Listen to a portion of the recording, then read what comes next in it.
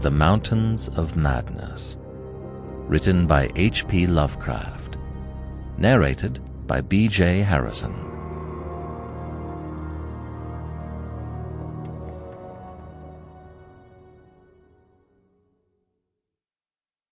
Chapter 1. I am forced into speech because men of science have refused to follow my advice without knowing why. It is altogether against my will that I tell my reasons for opposing this contemplated invasion of the Antarctic, with its vast fossil hunt and its wholesale boring and melting of the ancient ice cap.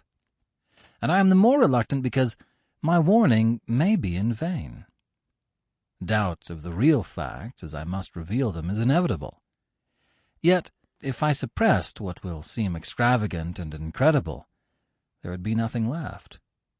The hitherto withheld photographs, both ordinary and aerial, will count in my favor, for they are damnably vivid and graphic.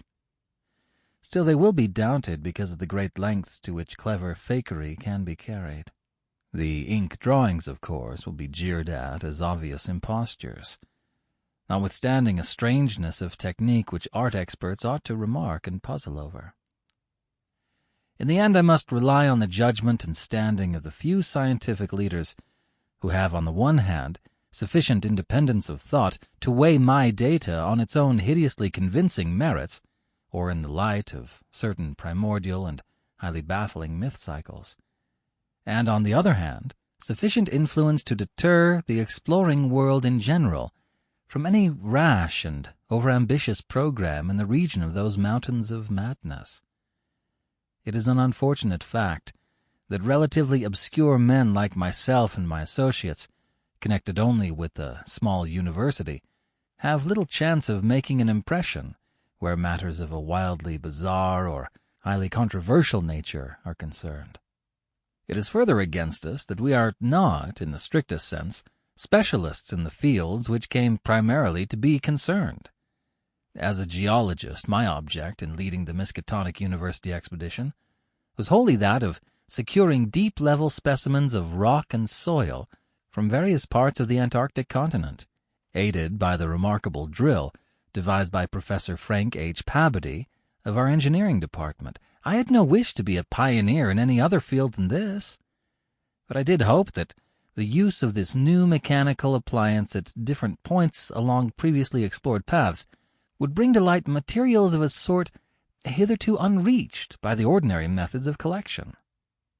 Pabody's drilling apparatus, as the public already knows from our reports, was unique and radical in its lightness, portability, and capability to combine the ordinary artesian drill principle with the principle of the small circular rock drill in such a way as to cope quickly with strata of varying hardness.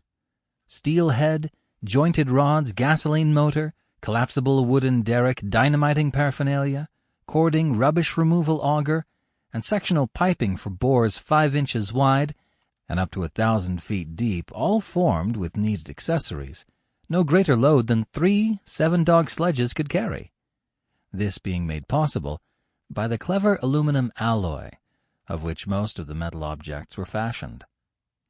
4 large Dornier aeroplanes, designed especially for the tremendous altitude flying necessary on the Antarctic plateau, and with added fuel warming and quick-starting devices worked out by Pabody, could transport our entire expedition from a base at the edge of the Great Ice Barrier to various suitable inland points, and from these points a sufficient quota of dogs would serve us.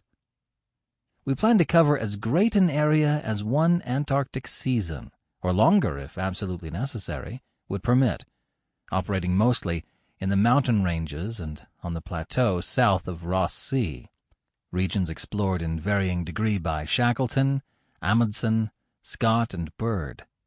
With frequent changes of camp, made by aeroplane and involving distances great enough to be of geological significance, we expected to unearth a quite unprecedented amount of material, especially in the Precambrian strata, of which so narrow a range of Antarctic specimens had previously been secured.